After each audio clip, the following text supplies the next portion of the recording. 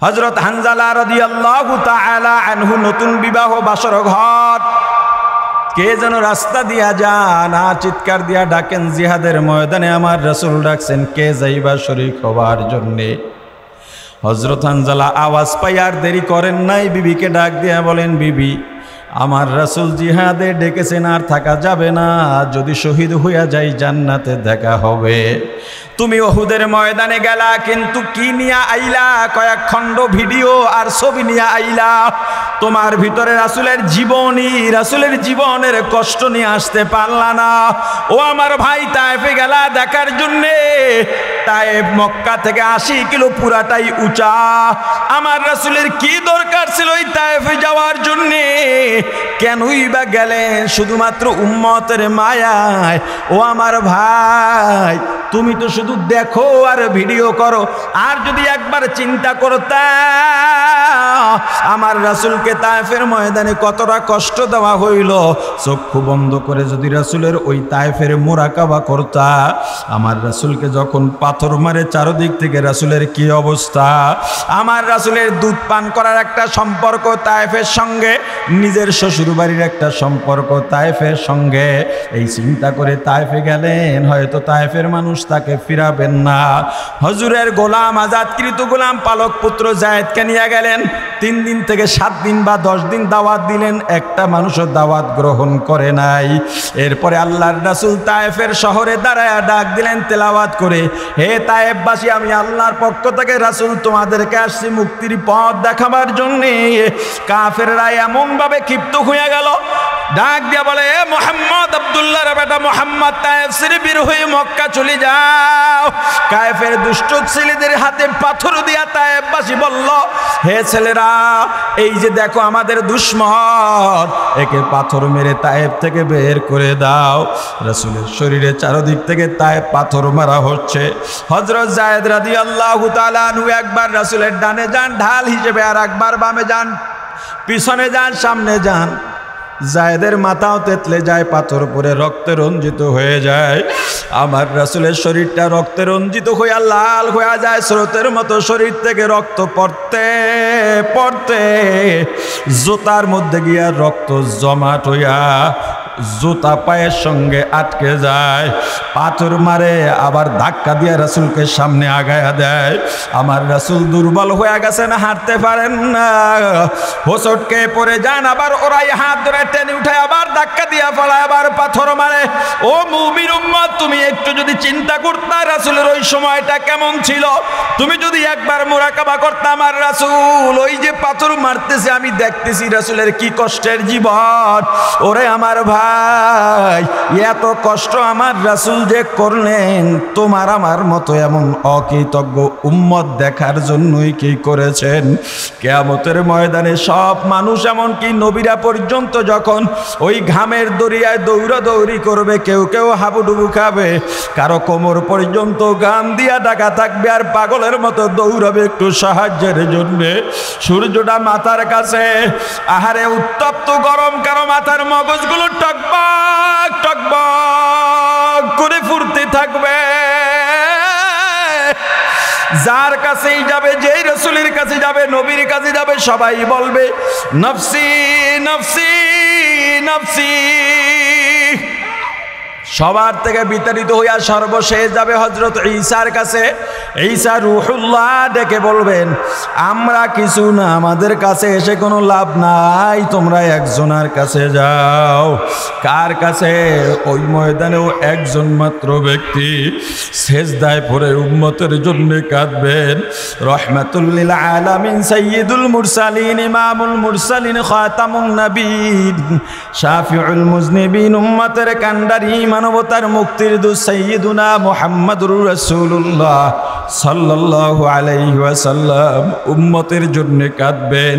কি মনে করছো আজকে দুনিয়ায় ব্যক্তির পূজা করে, আব্রাহাম লিঙ্কনের পুঁজিবাদী কুফরি গণতন্ত্রের স্লোগান দিয়া ওদিন রাসূলের কাছে গেলে বুঝি তোমাকে রাসূল হাউজে কাউসার দেবেন? না না, এ ভালো করে জেনে নাও, আজকে যারা রাসূলের সুন্নাত পালন করা আদর্শ বাস্তবায়ন করতে চায়, এই রাষ্ট্রীয়ভাবে যারা রাসূলের আদর্শ বাস্তবায়ন করার জন্য তোমার দুয়ারে দুয়ারে যায়, দুনিয়ায় যারাই তাকে সমর্থন করবে, রাসূলের আদর্শ বাস্তবায়ন করবে, আল্লাহর রাসূল দিন তাদেরকে বড় ভালোবাসায় আদরে নিজের কোলে তুলে নেবেন, সুপারিশ করবেন।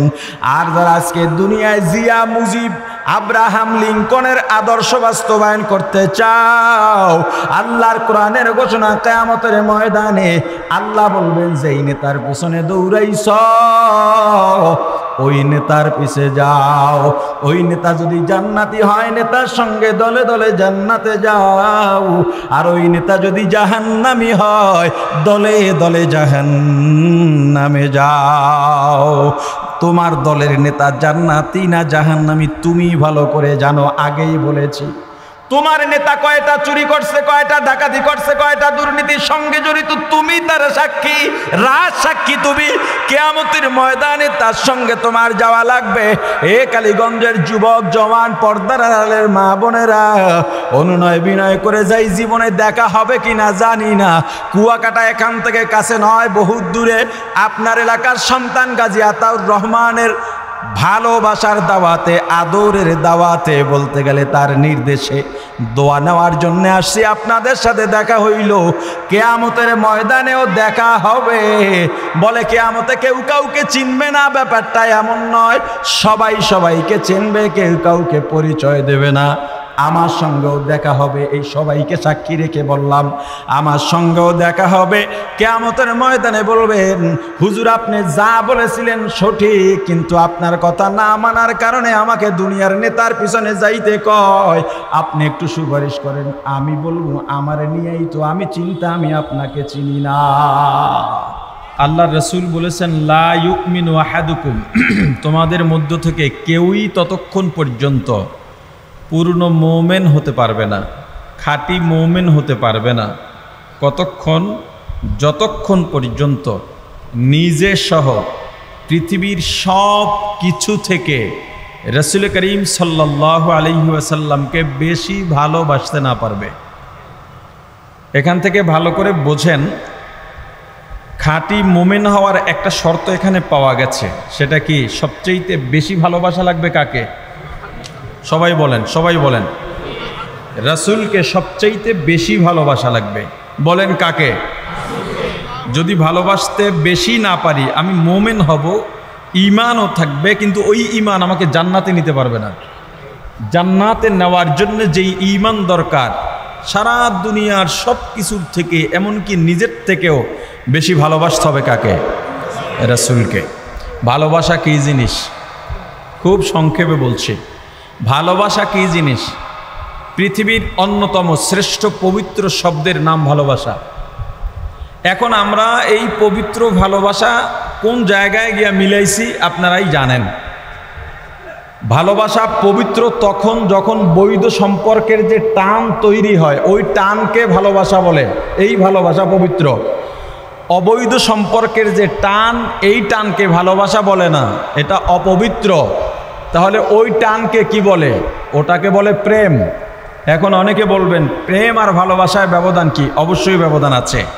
প্রেমের আরবি শব্দ হলো ইশকুন, ভালোবাসার আরবি শব্দ হলো হুব্বুন। প্রেম এটা অপবিত্র, ব্যবহার না করা ভালো। যেমন মাকে ভালোবাসা ভালো না খারাপ? জোরে বলেন। মেয়েকে, বোনকে। এখন আপনি কি, কেউ কি কোনোদিন বলেছে আমার মায়ের সাথে আমার খুব প্রেম? আরে কথা বলে না। কেউ বলেছে আমার বোনের সঙ্গে আমার খুব প্রেম? বলে নাই। কেন? এই শব্দটা আসলে এখানে যায় না। এখন বলবেন, অনেকে বলে আল্লাহ প্রেম, রাসূল প্রেম। এটা বলাই যে খুব দোষ তা না, তবে এটা পরিহার করা ভালো। কথা বুঝছেন কিনা? এখন ভালোবাসা জিনিসটা কি? খুব সহজে এটার থিম নেন। আপনি যাকে ভালোবাসেন, ধরে নেন আপনার ছেলে, মেয়ে কিংবা স্ত্রী। ভালোবাসা হলো ওইটা, নিজের ভালোবাসার ব্যক্তির চাহিদা পূরণের জন্য যেই ব্যাকুলতা সৃষ্টি হয় ভেতরে, ওইটার নাম ভালোবাসা। আপনার স্ত্রী আপনাকে বলেছে, আমি আজকে আচার খেতে চাই, বাজারে কদবেল উঠেছে, আমার জন্য 2টা কদবেল নিয়ে আসবা। কালীগঞ্জ বাজারে কদবেল নাই। আপনি তখন দৌড়াইয়া পাশে কি বাজার জানি ফেলে আসলাম, ওই বাজারে যান। কথা বলে না, যান কি না? আপনার সন্তান বলেছে, পাশের বাড়ির আমার বন্ধু এই কালারের এই ডিজাইনের 2টা জুতা আনছে, আমারও এরকম এক জোড়া জুতা লাগবে।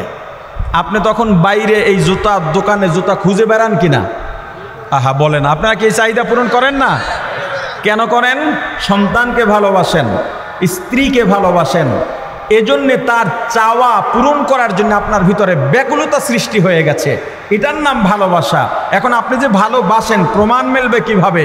যা চাইছে সেটা দেওয়ার মাধ্যমে, বাস্তবতা প্রমাণের মাধ্যমে মিলবে যে আপনি আসলে তাকে ভালোবাসেন। কথাটা বুঝছেন কিনা? আপনার বিবি, আপনি বলতেছেন আমি ভালোবাসি ভালোবাসি, কিন্তু 5 বছর ধরে 2টা 3 পিস একটা শাড়ি আর কিছু কিনে দেন না, ভালোবাসা প্রমাণ হলো? তাহলে ভালোবাসা প্রমাণ হয়, ভালোবাসা সৃষ্টি হয় অন্তরে, প্রমাণ হয় কাজে। ভালো করে বুঝেন, ভালোবাসা সৃষ্টি হয় কোথায়? জোরে বলেন। কেমন সৃষ্টি? এরা ব্যাকুলতা তৈরি করে, শুধু টান কিছু না, ব্যাকুলতা তৈরি করে, এবং এটা প্রমাণ হয় কাজে, বাস্তবে। আল্লাহর রসুলকে পরিপূর্ণ ভালোবাসতে হবে। কিভাবে? প্রথমে রসুল যা যা বলেছেন সেগুলো পূরণ করার জন্যে ভেতরে ব্যাকুলতা তৈরি হতে হবে। ব্যাকুলতা সৃষ্টি হলেই বুঝতে হবে আপনার মধ্যে ভালোবাসা আছে, কিন্তু আপনি সেটা প্রমাণ করতে পারবেন না। তখনই প্রমাণ করতে পারবেন আল্লাহর রসুল যা চাইছেন সেইটা বাস্তবায়ন করার মাধ্যমে। কথা কয় না? এখন বলেন, আমরা রসুলের উম্মত, সন্দেহ আছে? আমার রসুলের উম্মত হওয়ার জন্য বহু নবীরাও আল্লাহর দরবারে ফরিয়াদ করছেন, হইতে পারছেন? আমরা ফরিয়াদ করেছিলাম, মোনাজাত ধরেছিলাম, তাহাজ্জুদ পড়েছিলাম, সুপারিশ নিয়েছিলাম। আল্লাহ বিনা দোয়ায়, বিনা সুপারিশে শ্রেষ্ঠ রাসূলের উম্মত বানায়া পাঠাইছেন। আমাদেরকে আল্লাহ রসুল জিম্মাদারিও দিয়েছেন। সব রাসূল ইন্তেকালের পরে আসমানে গিয়েছেন। মুহাম্মদুর রাসূলুল্লাহ সাল্লাল্লাহু আলাইহি ওয়াসাল্লাম আসমানে জান্নায় উম্মতের মায়ায় মদিনার রওজায় শুয়ে আল্লাহর রসুল এখন উম্মতি বলে কাঁদেন। আচ্ছা, আল্লাহ রসুল দ্বীনের জন্য যে এত কষ্ট করলেন, আমাদের মতো এই উম্মত দেখার জন্যে? কথা বলেন, আরো জোরে বলেন। তাহলে আপনি মুসলমান, এই যে বলি মুসলমান, আমাদের মাঝে মুসলমানিত্ব আছে কতটুকু? একজন মুসলমান আল্লাহর রাসূলের আদর্শ বাদ দিয়া কোনো ব্যক্তির পূজা করতে পারে না। তুমি আবার রাসূলের সুপারিশও আশা করতেছ, তুমি আবার রাসূলের শাফাআতও আশা করতেছ, রাসূলের হাতে হাউজে কাউসারের পানি পান করবা এটাও আশা করতেছ। তোমাকে তো দেখা যায় মসজিদেও যাও, নামাজও পড়ো, রমজানে রোজাও রাখো, আদর্শের ক্ষেত্রে তুমি রাসূলকে মানতে পারো নাই। অথচ আমার আল্লাহ কি বললেন? লাকাদ কানা লাকুম ফি রাসূলিল্লাহি উসওয়াতুন হাসানাহ। हम सिराते मुस्तफ़ा दर तमामी हाले युकून इत्तिबाए सुन्नते खैरुल बशर गिरे लाजिम ताबुयाबी ऐ बेसार मोहम्मद अरबी है व नबी रस्ते पेशवा मोहम्मद अरबी है व नबी रस्ते पेशवा आलम हुआ उसकी पैदा इससे उजाला आलम हुआ उसकी पैदाइश से उजाला शफीउल उमम हमारा नबी रोज़ क़यामत शफीउल उमम हमारा नबी रोज़ क़यामत शफाअत करेगा अल्लाह के पास गुनाहगार उम्मत शफाअत करेगा अल्लाह के पास गुनाहगार उम्मत। আল্লাহ জানায় দিলেন, হে দুনিয়ার মানুষ, আদর্শ যদি মানতে চাও আমি আল্লাহ মনোনীত করে দিলাম আমার রাসূলের আদর্শ শ্রেষ্ঠ আদর্শ। রাসূলের আদর্শের চাইতে ভালো আদর্শ আর কেউ কারো নাই। এ যুবক, তুমি তো জ্ঞানী, তুমি তো শিক্ষিত, বিভিন্ন রাজনৈতিক দলের নেতা কর্মীরাও এখানে আছেন, থাকেন বা না থাকেন মাইকের আওয়াজও আপনার কানে যায়। বলেন, আপনি তো জ্ঞানী, আপনি তো শিক্ষিত, কেমন শিক্ষিত হইলেন? আপনি যদি রাসূলের উম্মত দাবি করেন আমার ভাই, রাসূলের আদর্শ আদর্শের চাইতে যেহেতু ভালো আদর্শ নাই, আদর্শ যেহেতু মানবই ভালোটা না মন্দটা। আরো জোরে বলেন, কোন বিবিকে তোমাকে ধরেছে? কোন বিবিকে দিয়া মুজিবের আদর্শের স্লোগান দাও? কোন বিবিকে দিয়ার শিক্ষা দিয়া জ্ঞান দিয়া জিয়ার আদর্শ বাস্তবায়নের স্লোগান দাও? বুঝতে হবে তোমার জ্ঞান নামের যে জ্ঞানী সেজেছ, তোমার মতো জ্ঞানী আল্লাহর দরবারে মূর্খের বাইরে নয়। তুমি শিক্ষা অর্জন করছো, শিখলেই কেউ শিক্ষিত হয় না, জানলেই কেউ শিক্ষিত হয় না। জানতে জানতে জানোয়ারও হয়, যেমন তসলিমা নাসরিন, হুমায়ুন আজাদ, এরা এমন জানছে, জানতে জানতে কয় আল্লাহর অস্তিত্ব নাই। আল্লাহর অস্তিত্ব নাই এই কথা আমরাও বলি, অর্থাৎ দুনিয়ার কারো আলাম ইয়াকুল্লাহু কুফুয়ান আহাদ, দুনিয়ার কারো মতো কোনো অস্তিত্ব বা রূপ আল্লাহর নাই, কিন্তু ওরা বলে আল্লাহ বলতে নাই কিছু। শিক্ষিত হইতে হইতে শিখতে শিখতে শিক্ষিত হইছে না জানোয়ার হইছে? আরো জোরে বলেন। কোন মুসলমান তুমি যদি রাসূলের উম্মত দাবি করো, রাসূলের আদর্শের বাইরে যেতে পারবে না। কোন নেশায়, কোন আশায়? তুমি তোমার নেতাকে ভালো করে চেনো, কিন্তু তুমি নিজেই বুঝো, নিজের মাপকাঠি নিজে দাও, তুমি কোথায় আছো। তোমার নেতার জন্য কালীগঞ্জ বাজার থেকে চান্দা তুইলা ভাগ দিছ, তুমি নিজেই জানো তোমার নেতা কেমন। চান্দা তুমিই দিছো তুইলা, আবার তুমি কালকে ফেসবুকে পোস্ট দিয়েছ, পোস্ট দেবা কি আমার নেতার চেয়ে ভালো চরিত্রবান আর কেউ নাই, অথচ তুমি চান্দা তুইলা তোমার নেতারে তুমি দিছ। তাহলে তুমি বোঝো তুমি ভালো না খারাপ, নিজেরটা নিজে মাপ কাটি দাও। বিবেকের কাছে ঠইগেন না, নিজের বিবেকের কাছে ঠইগেন না। আল্লাহর রাসূল যেই বিধান আমাদের মাঝে রেখে গিয়েছেন, সেই রাসূলের আদর্শ আছে। আপনারা অনেকে বলতে চান যে ইসলাম বা হুজুররা ক্ষমতা এলে, প্রতিনিধি হলে কি অবদান রাখবে সমাজে, তাদের ক্ষমতা কি আছে, তাদের অবদান কি আছে। আপনি রাসূলের উম্মত, অথচ রাসূলের অবদান সম্পর্কে আপনার জানা নাই। রাসূল দুনিয়াতে আসার পূর্বে এই বিশ্ব তথা আরব বিশ্বকে বলা হতো আইয়ামে জাহিলিয়া, বর্বর যুগ। ওই বর্বর যুগে কি ছিল? সাদা আর কালো, বর্ণবাদ। সুন্দর আর কালোর মধ্যে মারামারি হতো, ঝগড়া ফাসাদ হতো। কালো মানুষদেরকে সুন্দর মানুষেরা মানুষই মনে করতো না। ধনী আর গরিবের মাঝে বিশাল ফারাক ছিল, ধনীরা গরিবদেরকে মানুষই মনে করতো না। নারীকে কোনো মূল্যায়নই করতে পারতো না। নারী ঘৃণার পাত্র হতে হতে এমন পর্যায়ে গিয়েছে, মেয়ে হয়ে কন্যা হয়ে জন্ম নিলে মা বাবা তাকে জব করে দিত, না হয় গোপনে জ্যান্ত দাফন করে দিত। শুধু একটা দুইটা না, এরকম অসংখ্য অগণিত অনিয়ম ছিল। গোত্রে গোত্রে ক্ষমতা নিয়ে হানাহানি হতো, মারামারি হতো। আমার রাসূল এলেন, এসে নারীর অধিকার দিলেন। সাদা কালোর কোনো ব্যবধান নাই, ধনী গরিবের কোনো ব্যবধান নাই। অধিকার এমনভাবে আমার রাসূল দিলেন, শুধু মানুষের অধিকার প্রতিষ্ঠা করেন নাই, আমার রাসূল পশুর অধিকারও প্রতিষ্ঠা করেছেন। কাফের বেদিনীরা যেই ঘোড়ায় চড়ত, যেই উটে মাল টানত, যেই গাধার উপরে বোঝা টানত, ওদেরকেও কষ্ট দিত। আল্লাহ রাসূল বললেন, না, তুমি গাধা দিয়ে বোঝা টানাইবা, ক্ষুধার্ত রাখতে পারবা না। অসুস্থ থাকলে বোঝাটা নাইতে পারবা না। ধারণ ক্ষমতার বাইরে থাকলে তারা দিয়ে বোঝাটা নাইতে পারবা না। আমার রাসূল এমন রাসূল যার জীবনে কোনো মিথ্যা কথা নাই। আমার রাসূল এমন রাসূল যার জীবনে কোনো পরের হক নষ্ট করার ইতিহাস নাই, ইনসাফের বাইরে কোনো ইতিহাস নাই। আমার রাসূল কোনোদিন কোনো ব্যক্তিকে কথা দিয়ে কষ্ট দেন নাই, কাজ দিয়ে কষ্ট দেন নাই। সেই রাসূলের আদর্শ বাস্তবায়নের জন্য গাজী আতাউর রহমান আপনার আসনে এসে দাঁড়িয়েছেন। আপনি যদি জ্ঞানী মনে করেন নিজেকে, আর মুসলমান দাবি করেন, আর রাসূলের উম্মত দাবি করেন, এখন পাশে পাশে ঘুরবেন, পরের দিন ঘুরবেন আর বলবেন ওয়াজের নামে এখানে তারা দলের কথা, রাজনীতির কথা বলে গেছে। ওয়াজের নামে দলের কথা, রাজনীতির কথা বলা যাবে না, এটা আপনি কোথায় পাইছেন? কয় পাড়ায় আছে? আমি দ্বীনের কথা বলবো, সেটা দলের পক্ষেও যেতে পারে, রাজনীতিরও হতে পারে, অরাজনীতিও হতে পারে, সমাজসেবার কথা হতে পারে, আমলের কথা হতে পারে। ব্যক্তি জীবনের সংস্কারের কথা হতে পারে, সংসার সংস্কারের কথা হতে পারে, সমাজ সংস্কারের কথা হতে পারে। আমি যেহেতু ওয়াইজ, আমি বড় আলেম না, আল্লাহ আমাকে এই জিম্মাদারি দিয়েছেন। সবাইকে সব জিম্মাদারি আল্লাহ দেন নাই। যিনি বড় আলেম, ইবাদত করার সাথে সাথে হাসিয়া বাইনা সতর দেখেই বিশাল সরা লিখে ফেলতে পারেন, তার জন্য এই মঞ্চ না, তার জন্য ছাত্রদেরকে পড়ানোর দায়িত্ব। ওই দায়িত্বের যোগ্যতা আল্লাহ আমাকে দেন নাই, আমাকে দিয়েছেন। সাধারণ মানুষকে তুমি বুঝাও, ইসলামের দাওয়াত পৌঁছে দাও। কে মানবে আর কে মানবে না সেটা আমার দেখার বিষয় না। হেদায়েতের মালিক কে? আরো জোরে বলেন। এবার আপনাকে শপথ নিতে হবে, আপনি কি রাসূলের আদর্শ মানবেন, আদর্শে থাকবেন, না এর বাইরে যাবেন। এই সিদ্ধান্ত নিতে হবে আপনাকে।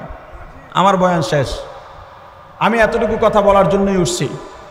যদিও বয়ান করার মতো এখানে পরিবেশ আমার না, যেহেতু পীর সাহেব চরমনাই আছেন, তবুও তরতিব রক্ষা করা আদব, সেই তরতিব রক্ষার্থে এখানে বসছি। আপনাকে এখন সিদ্ধান্ত নিতে হবে। অনেকে হজে যায়, উমরায় যায়, উহুদের ময়দানে গেছেন, আপনি গিয়া সেখানে একটা ভিডিও করছেন। অথচ আপনি যদি এটা অন্তর থেকে চিন্তা করতেন, রিয়েলাইজ করতেন, দেখবেন কবরস্থানের এক কর্নার একটু ঠালা, মানে কি বলোটাকে, গর্তের মতো আছে, নিচা আছে।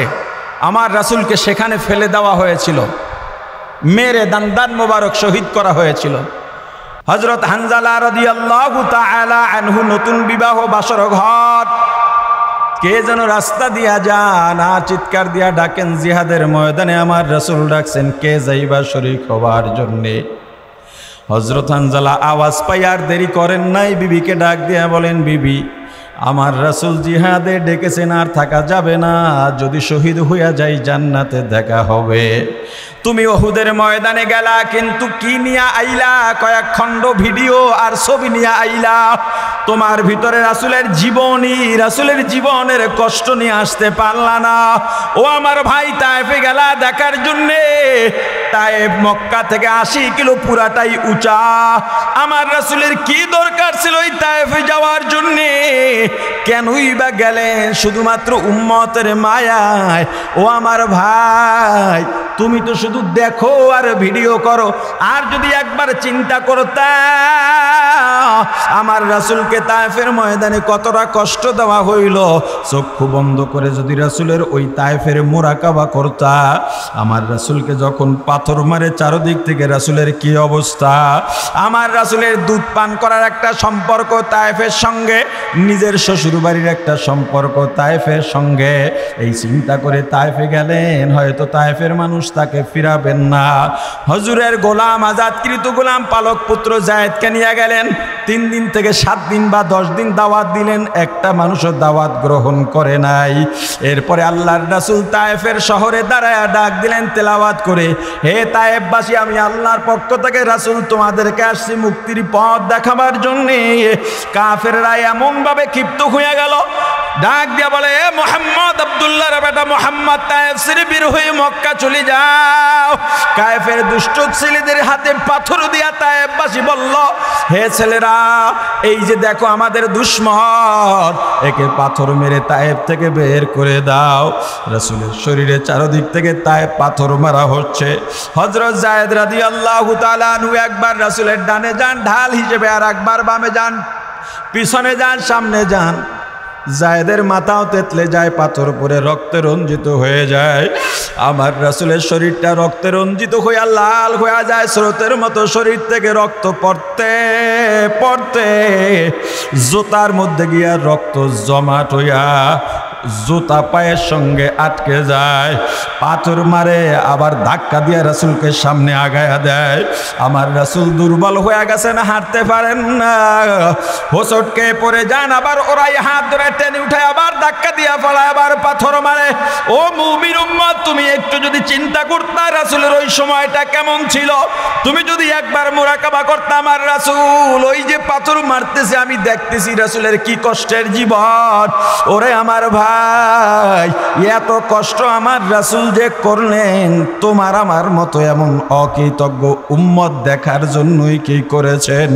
কিয়ামতের ময়দানে সব মানুষ, এমনকি নবীরা পর্যন্ত যখন ওই ঘামের দরিয়ায় দৌড়াদৌড়ি করবে, কেউ কেউ হাবুডুবু খাবে, কারণ কারো কোমর পর্যন্ত গাম দিয়া ঢাকা থাকবে আর পাগলের মতো দৌড়াবে একটু সাহায্যের জন্য। সূর্যটা মাথার কাছে, আহারে উত্তপ্ত গরম, কারো মাথার মগজগুলো টকবক টকবক করে ফুরতে থাকবে। যার কাছেই যাবে, যেই রাসূলের কাছে যাবে, নবীর কাছে যাবে, সবাই বলবে নফসি নফসি নফসি। সবার থেকে বিতাড়িত হইয়া সর্বশেষ যাবে হযরত ঈসার কাছে। ঈসা রূহুল্লাহ ডেকে বলবেন, আমরা কিছু না, আমাদের কাছে এসে কোনো লাভ নাই, তোমরা একজনের কাছে যাও। কার কাছে? ওই ময়দানেও একজন মাত্র ব্যক্তি সেজদায় পড়ে উম্মতের জন্য কাঁদবেন। রহমাতুল লিল আলামিন, সাইয়্যিদুল মুরসালিন, ইমামুল মুরসালিন, খাতামুন নবীন, শাফিউল মুজনিবিন, উম্মতের কান্ডারি, মানবতার মুক্তির দূত সাইয়্যিদুনা মুহাম্মাদুর রাসূলুল্লাহ সাল্লাল্লাহু আলাইহি ওয়াসাল্লাম উম্মতের জন্য কাঁদবেন। কি মনে করছো আজকে দুনিয়ায় ব্যক্তির পূজা করে আব্রাহাম লিঙ্কনের পুঁজিবাদী কুফরি গণতন্ত্রের স্লোগান দিয়া ওদিন রাসূলের কাছে গেলে বুঝি তোমাকে রাসূল হাউজে কাউসার দেবেন? না না, এ ভালো করে জেনে নাও, আজকে যারা রাসূলের সুন্নাত পালন করা আদর্শ বাস্তবায়ন করতে চায়, এই রাষ্ট্রীয়ভাবে যারা রাসূলের আদর্শ বাস্তবায়ন করার জন্য তোমার দুয়ারে দুয়ারে যায়, যারাই তাকে সমর্থন করবে, রাসূলের আদর্শ বাস্তবায়ন করবে, আল্লাহর রাসূল ওদিন তাদেরকে বড় ভালোবাসায় আদরে নিজের কোলে তুলে নেবেন, সুপারিশ করবেন। আর যারা আজকে দুনিয়ায় জিয়া, মুজিব, আব্রাহাম লিঙ্কনের আদর্শ বাস্তবায়ন করতে চাও, আল্লাহর কোরআনের ঘোষণা, কিয়ামতের ময়দানে আল্লাহ বলবেন, যেই নেতার পিছনে দৌড়াইছ ওই নেতার পিছে যাও। ওই নেতা যদি জান্নাতি হয়, নেতার সঙ্গে দলে দলে জান্নাতে যাও। আর ওই নেতা যদি জাহান্নামী হয়, দলে দলে জাহান্নামে যাও। তোমার দলের নেতা জান্নাতি না জাহান্নামী তুমি ভালো করে জানো, আগেই বলেছি। তোমার নেতা কয়টা চুরি করছে, কয়টা ডাকাতি করছে, কয়টা দুর্নীতির সঙ্গে জড়িত, তুমি তার সাক্ষী, রাজ সাক্ষী তুমি।